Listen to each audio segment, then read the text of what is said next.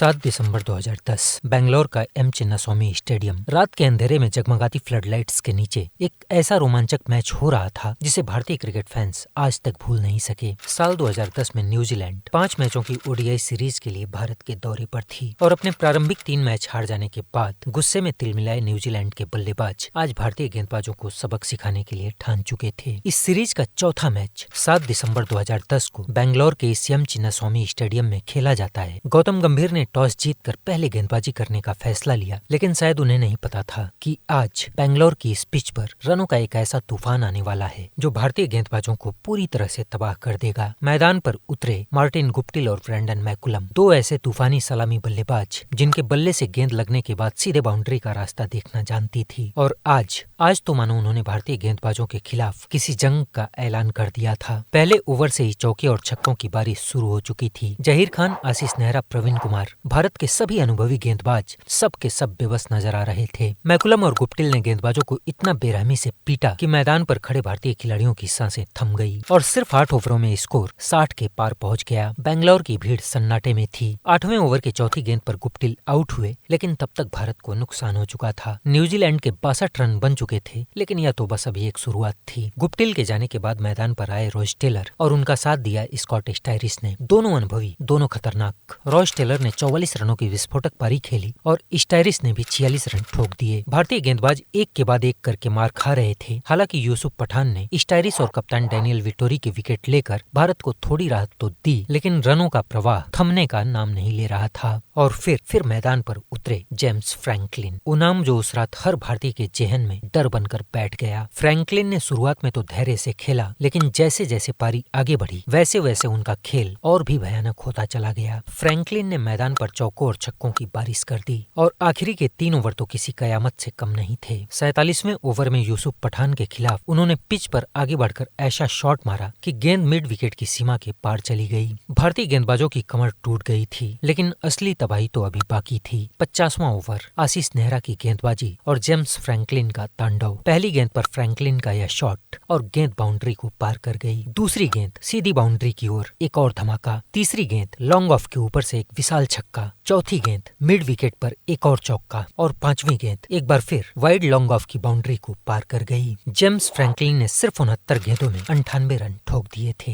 12 चौके, 3 छक्के और इसके बाद भी वो नाबाद थे। भारत का कोई भी गेंदबाज जेम्स फ्रैंकलिन का विकेट नहीं ले सका था। जेम्स फ्रैंकलिन की इस पारी की बदौलत न्यूजीलैंड ने 50 ओवर में 7 विकेट पर 315 रन बना दिए थे। रविचंद्र अश्विन और आशीष नेहरा दोनों काफी महंगे साबित हुए। अश्विन ने 10 ओवर में 66 और आशीष नेहरा ने सिर्फ 9 ओवर में 70 रन लुटा दिए थे। 2010 के उस दौर में 316 रनों का लक्ष्य यह हिमालय से भी ऊंचा पहाड़ था, खास करके न्यूजीलैंड की गेंदबाजी और उनकी फील्डिंग के सामने। न्यूजीलैंड के खिलाड़ी जश्न मना रहे थे। उन्हें लग रहा था कि आज उनकी लगातार हार का सिलसिला टूट जाएगा। 316 रन यह सिर्फ एक संख्या नहीं थी, यह एक दीवार थी, एक पहाड़ था, एक मुश्किल सा लक्ष्य था। लेकिन बेंगलोर की रात में उस चमकती फ्लडलाइट्स के नीचे भारत के एक बल्लेबाज ने यह ठान लिया था कि वह इस पहाड़ को तोड़कर रहेगा। उसने तय कर लिया था कि आज वो कुछ ऐसा करेगा जो इतिहास में हमेशा हमेशा के लिए दर्ज हो जाएगा। गौतम गंभीर और पार्थिव पटेल भारत की पारी को प्रारंभ करने के लिए मैदान पर उतरे। न्यूजीलैंड की तरफ से गेंद हाथ में लिए थे काइल मिल्स, एक तेज और खतरनाक गेंदबाज। और मिल्स की पहली ही गेंद इतनी ऊंची उछली, इतनी तेज और इतनी ऊंची कि गंभीर भी चौंक गए और किसी तरह से गौतम ने मिल्स का यह पहला ओवर निकाला। लेकिन छोटे कद के पार्थिव पटेल में उस दिन एक शेर का दिल धड़क रहा था। दूसरे ही ओवर में पार्थिव ने एक शानदार चौका ठोका, लेकिन पार्थिव का असली खेल शुरू हुआ 5वें ओवर से। 5वें ओवर में पार्थिव पिच पर आगे बढ़े और गेंद को इतनी तेजी से मारा कि वह गेंदबाज को थप्पड़ जैसा महसूस हुआ और गेंद बाउंड्री लाइन को पार कर गई। मिल्स ने बदला लेने के लिए अगली गेंद बाउंसर डाली, लेकिन पार्थिव ने उसे भी बड़ी बेरहमी से पुल करके चौका बना दिया। और 6ठे ओवर में तो पार्थिव का बल्ला और भी तेज हो गया। एक कट शॉट और फिर एक और कट और दोनों बार गेंद दंदनाती हुई सीमा रेखा को पार कर गई। बेंगलोर का स्टेडियम गूंज उठा।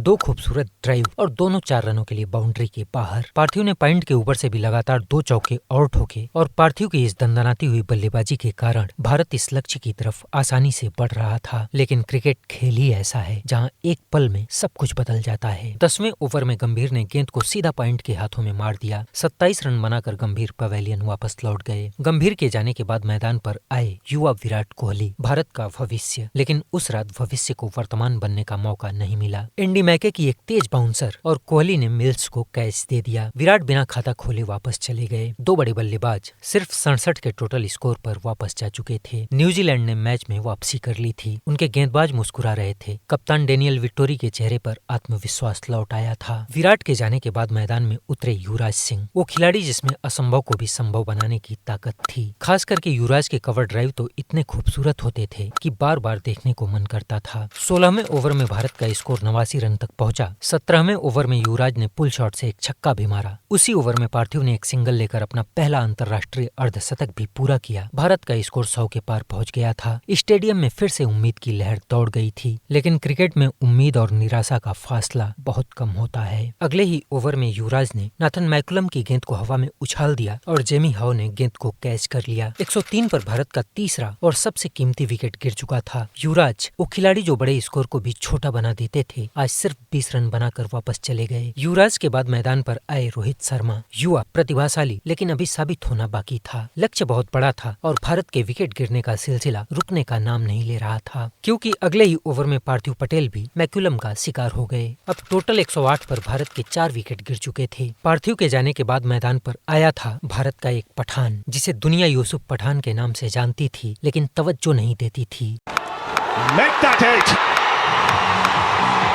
Into the crowd, a magnificent 100 from Yusuf Pathan, his second in one-day internationals, and it's a 100 that's come of just 68 balls. What an innings!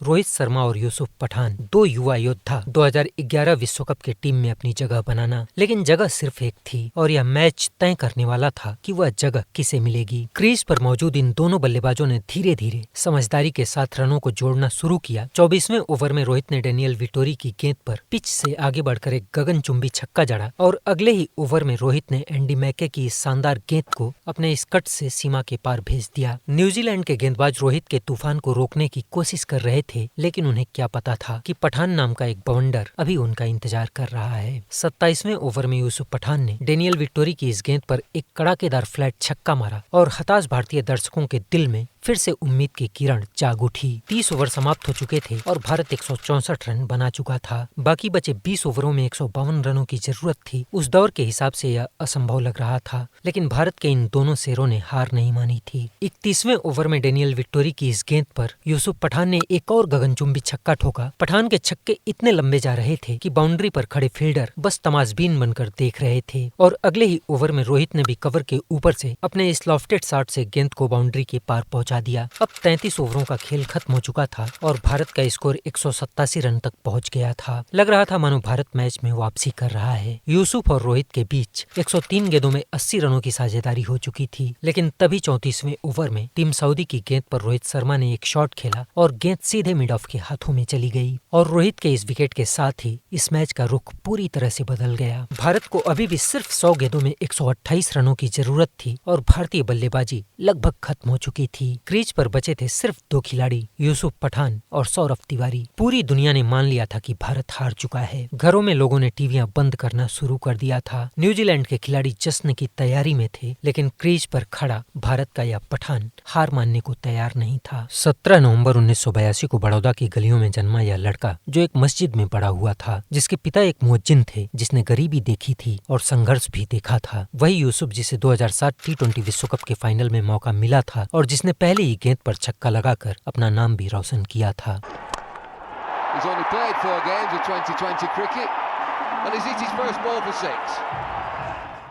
वही यूसुफ जिसने 2008 के IPL में राजस्थान रॉयल्स के लिए मैच जितवाए थे, जहां उसने फाइनल में CSK के खिलाफ जबरदस्त 56 रन बनाए और गेंदबाजी करते हुए 3 विकेट लेकर अपनी टीम को चैंपियन बनाने में अहम भूमिका निभाई थी। वही यूसुफ जिसने 2010 में मुंबई इंडियंस के खिलाफ सिर्फ 37 गेंदों में शतक ठोका था। There he goes again. Is this his 100? Yes, it is. He brings it up with his 8-6, the fastest century in IPL. What a fantastic innings. लेकिन अंतर्राष्ट्रीय क्रिकेट में यूसुफ की कहानी अलग थी। 2009 के साल में खराब परफॉर्मेंस के कारण यूसुफ को टीम से बाहर कर दिया गया था। लोग कहते थे कि यूसुफ सिर्फ आईपीएल के लायक है, अंतर्राष्ट्रीय क्रिकेट के नहीं। छोटी गेंदों के खिलाफ यूसुफ की कमजोरी का मजाक उड़ाया जाता था। आलोचकों का कहना था कि यूसुफ दबाव को नहीं झेल सकता है, लेकिन यूसुफ ने हार नहीं मानी थी। 2010 के दिलीप ट्रॉफी के फाइनल में यूसुफ ने पहली पारी में 108 और दूसरी पारी में 207 रन बनाए। यूसुफ की इस धमाकेदार दोहरी शतक की पारी ने अपनी टीम को ऐसी इतिहास बनाने वाली जीत के करीब पहुंचाया, जिसने प्रथम श्रेणी क्रिकेट के सबसे सफल लक्ष्य का रिकॉर्ड बनाया। और अपनी इस पारी से यूसुफ ने साबित कर दिया था कि यूसुफ अब वापस आ चुके हैं। लेकिन सवाल अभी भी था, क्या यूसुफ पठान 2011 के विश्व कप में टीम में जगह बना पाएंगे? यह मैच उनके लिए सिर्फ एक मैच नहीं था, यह यूसुफ के करियर का सबसे बड़ा मोड़ था। 2011 का विश्व कप एक ही स्पॉट, दो दावेदार यूसुफ पठान और रोहित शर्मा, और आज यह मैच इन दोनों खिलाड़ियों की प्रतिभा को पहचानने का मंच था। रोहित शर्मा तो 48 गेंदों में 44 रन बनाकर पवेलियन वापस जा चुके थे, लेकिन यूसुफ पठान अभी भी मैदान पर थे। न्यूजीलैंड के गेंदबाज अपने शिकार को घेर चुके थे। कप्तान डेनियल विक्टोरी मुस्कुरा रहे थे। उन्हें लग रहा था कि लगातार हारों का सिलसिला आज टूट जाएगा, लेकिन यूसुफ पठान की आंखों में एक अलग ही आग थी। यूसुफ ने अपना बल्ला उठाया, क्रीज पर अपनी स्टांस ली और तय किया कि आज वो इतिहास लिखेंगे। आज वे अपने आलोचकों को जवाब भी देंगे। आज वे साबित करेंगे कि यूसुफ पठान सिर्फ आईपीएल के नहीं बल्कि इंटरनेशनल मैचों के भी खिलाड़ी हैं। यूसुफ ने सौरभ तिवारी के साथ भारत की पारी को आगे बढ़ाया। 36वें ओवर के बाद स्कोर 203 पर पहुंचा और तभी आसमान गरजा, बिजली चमकी और बारिश की बूंदें गिरने लगी। भारतीय ड्रेसिंग रूम में तनाव था। डकवर्थ लुइस के हिसाब से भारत अभी भी 5 रन पीछे था। अगर बारिश नहीं रुकी तो भारत हार जाएगा। 1 घंटा बीता, बारिश थमी, मैच फिर शुरू हुआ। अब भारत को 14 ओवर में 113 रनों की जरूरत थी। यूसुफ पठान 48 रन बनाकर मैदान पर थे और बारिश के बाद डेनियल विक्टोरी की यह पहली गेंद। यूसुफ ने पिच पर आगे बढ़कर गेंद को इतनी ताकत से मारा कि वह लॉन्ग ऑन के ऊपर से चीखती हुई भीड़ के बीच जा गिरी। इस छक्के के साथ यूसुफ पठान का अर्धशतक पूरा हो चुका था। As the first delivery, it's in the air and it's out of here. That's his 50 as well. और अगले ही ओवर में यूसुफ ने एक और शानदार चौका जड़ा। स्पिनर की पिटाई देखकर न्यूजीलैंड के तेज गेंदबाज काइल मिल्स को बुलाया गया। न्यूजीलैंड के कप्तान शायद सोच रहे थे कि तेज गेंदबाजी यूसुफ को रोक देगी, लेकिन उन्होंने गलती कर दी। यूसुफ ने मिल्स की गेंद को इतनी ताकत से, इतनी ऊंचाई से मारा कि गेंद सीधे स्टेडियम की छत पर जाकर गिरी और यह छक्का उन्होंने अपनी जगह पर खड़े खड़े मारा था। पूरी दुनिया अब यूसुफ पठान की पावर को देख रही थी। भारतीय दर्शक पहली बार एक ऐसे खिलाड़ी को देख रहे थे जो सिर्फ अपनी कलाई की ताकत से गेंद को इतना लंबा मार सकता था। 42वें ओवर के बाद भारत का स्कोर 244 पर पहुंच गया था। यूसुफ 77 रन बनाकर अभी भी मैदान पर थे। मैदान पर न्यूजीलैंड के खिलाड़ियों के बीच अब तनाव दिखाई दे रहा था। काइल मिल्स बौखला चुके थे। लगातार छक्के खाकर उनका आपा खो गया था। वे यूसुफ को देखकर कुछ बोले, शायद गालियां, शायद धमकियां, लेकिन यूसुफ पठान को गुस्सा दिलाना मतलब अपनी मौत को दावत देना था। 43वां ओवर, काइल मिल्स की गेंदबाजी, यूसुफ पठान स्ट्राइक पर थे। पहली गेंद, यूसुफ का बल्ला किसी तलवार की तरह चला। गेंद कवर के ऊपर से लॉफ्ट होकर 4 रनों के लिए बाउंड्री को पार कर गई। मिल्स ने फिर कुछ कहा। शायद उन्होंने सोचा कि अपनी बात से यूसुफ को परेशान कर पाएंगे, लेकिन यूसुफ ने कुछ जवाब नहीं दिया। दूसरी गेंद, यूसुफ ने 60 फाइन लेग के पार, यूसुफ का वही फ्लिक शॉट और गेंद एक बार फिर 4 रनों के लिए बाउंड्री के बाहर चली गई। यूसुफ ने 3 गेंदों पर लगातार 3 चौके लगाकर काइल मिल्स का तमाशा बना दिया। काइल मिल्स ने चौथी गेंद को गुस्से में आकर लेंथ बॉल से बाउंसर मारने की कोशिश की, लेकिन यूसुफ ने लेंथ बॉल को मिड विकेट के ऊपर से इतनी बेरहमी से मारा कि गेंद 6 रनों के लिए स्टैंड में जाकर गिर गई। यूसुफ पठान ने काइल मिल्स जैसे बड़े गेंदबाज की धज्जियां उड़ा दी थी। यूसुफ पठान ने बता दिया था कि उनसे उलझने का अंजाम क्या होता है। न्यूजीलैंड का पूरा गेंदबाजी आक्रमण अब यूसुफ पठान के सामने बेबस हो चुका था। यूसुफ पठान ने सिर्फ 78 गेंदों पर 98 रन बना लिए थे। अब यूसुफ अपने शतक से सिर्फ 2 रन दूर थे। 44वां ओवर, गेंद एंडी मैके के हाथों में थी। पूरा स्टेडियम खड़ा था। हर कोई यूसुफ के शतक का इंतजार कर रहा था। मैके ने छोटी गेंद डाली। यूसुफ ने पुल शॉट खेला। गेंद हवा में उड़ी और उड़ते हुए 6 रनों के लिए बाउंड्री के पार चली गई। इस छक्के के साथ यूसुफ पठान का शतक पूरा हो चुका था। यूसुफ के करियर का पहला अंतर्राष्ट्रीय वनडे शतक। What a shot! Magnificent 100. One of the best you will ever see. Stand up and salute this man. Yusuf Pathan brings up his 100 with 7 fours and 6 sixers on just 79 deliveries. पूरा stadium खड़ा होकर तालियां बजा रहा था। Dressing room में सभी खिलाड़ी चीख रहे थे। यूसुफ ने अपना बल्ला उठाया, हेलमेट उतारा, आसमान की तरफ देखा। भारतीय क्रिकेट में इतनी तूफानी, इतनी पावरफुल पारी बहुत समय से देखी नहीं गई थी। लेकिन काम अभी अधूरा था। भारत को जीत के लिए 45 रन और चाहिए थे और शतक वही याद रखे जाते हैं जो टीम को जीत दिलवाते हैं। यूसुफ समझ गए थे अब रन रेट ज्यादा नहीं है, अब समझदारी से खेलने का वक्त था और उन्होंने सौरव तिवारी के साथ मिलकर एक 2 रन जोड़ना शुरू किया। बीच बीच में बाउंड्रीज भी आती रही। 47 ओवर के बाद भारत का स्कोर 297 पर पहुंच गया। अब 18 गेंदों में भारत को सिर्फ 19 रनों की जरूरत थी। गेंदबाजी के लिए टीम सऊदी को बुलाया गया। न्यूजीलैंड को अब भी लग रहा था कि अगर यूसुफ को आउट कर दिया तो मैच जीत सकते हैं, लेकिन वो दिन यूसुफ पठान का था। यूसुफ ने टीम सऊदी को एक जबरदस्त छक्का जड़ा और यूसुफ के इस छक्के से सौरव तिवारी के भी हौसले बढ़ गए और उन्होंने भी टीम सऊदी के इस ओवर में एक चौका ठोक दिया। यूसुफ ने आज सभी कीवी गेंदबाजों की इतनी बेरहमी से पिटाई की थी कि वे अब बिल्कुल टूट चुके थे। 13 गेंदों पर अब भारत को सिर्फ 8 रनों की जरूरत थी और सौरव तिवारी ने टीम सऊदी को एक और चौका जड़कर इस मैच को लगभग समाप्त कर दिया। अब 9 गेंदों पर भारत को सिर्फ 2 रनों की जरूरत थी। यूसुफ पठान ने एक तेज सिंगल लिया, स्कोर अब बराबर हो चुका था। विनिंग शॉट के लिए सौरव तिवारी अब स्ट्राइक पर थे, लेकिन यूसुफ को इस बात की चिंता नहीं थी कि उन्होंने विनिंग शॉट नहीं खेला, बल्कि इस बात की खुशी थी कि उनकी मेहनत सफल हो गई। और फिर सौरव तिवारी ने एक जबरदस्त शॉट मारा और गेंद बाउंड्री को पार कर गई। India win, and it's gone the distance. Now Tiwari striking his first 6. One of the best victories you'll ever see for a long, long time. The young brigade for India. Bharat ने 5 wicket से चमत्कारी जीत दर्ज की। 7 गेंदें अभी भी बाकी थी। यूसुफ खान पठान 123 रन नाबाद, 96 गेंदों में 7 चौके 7 छक्के। यूसुफ और सौरव के बीच नाबाद 147 रनों की इस साझेदारी से भारत यह मैच अब जीत चुका था। पूरा स्टेडियम गूंज उठा था, तिरंगे लहरा रहे थे। मैदान पर गौतम गंभीर दौड़कर आए, यूसुफ को गले लगाया। गंभीर की आंखों में आंसू थे। बाद में उन्होंने कहा, मैंने हमेशा कहा है कि यूसुफ अपने दम पर मैच को खत्म कर सकता है और आज उसने यही किया। प्रेजेंटेशन में यूसुफ को मैन ऑफ द मैच का पुरस्कार मिला। माइक पर उन्होंने कहा, यह मेरे लिए बहुत खास है। यह पारी मेरे जीवन और करियर का टर्निंग पॉइंट साबित हो सकती है। और सच में यह टर्निंग पॉइंट था। इस पारी ने यूसुफ का भविष्य बदल दिया। उनके आलोचक अब चुप हो चुके थे। जो ये कहते थे कि यूसुफ सिर्फ IPL के लायक हैं, वे अब गलत साबित हो चुके थे। इस पारी की बदौलत यूसुफ पठान को 2011 के विश्व कप की टीम में जगह मिली। वही विश्व कप जो भारत ने जीता, वही विश्व कप जिसने भारतीय क्रिकेट का इतिहास बदल दिया। बेंगलोर की उस रात यूसुफ खान पठान ने साबित कर दिया था कि वे सिर्फ एक खिलाड़ी नहीं, एक तूफान है, एक बॉन्डर है और भारतीय क्रिकेट के असली पावर हाउस भी। आपने यह मैच देखा था कि नहीं, कमेंट में जरूर बताइएगा। और यूसुफ पठान की इस पारी को आप 10 में से कितना नंबर देंगे, कमेंट में अपनी राय जरूर व्यक्त करिएगा।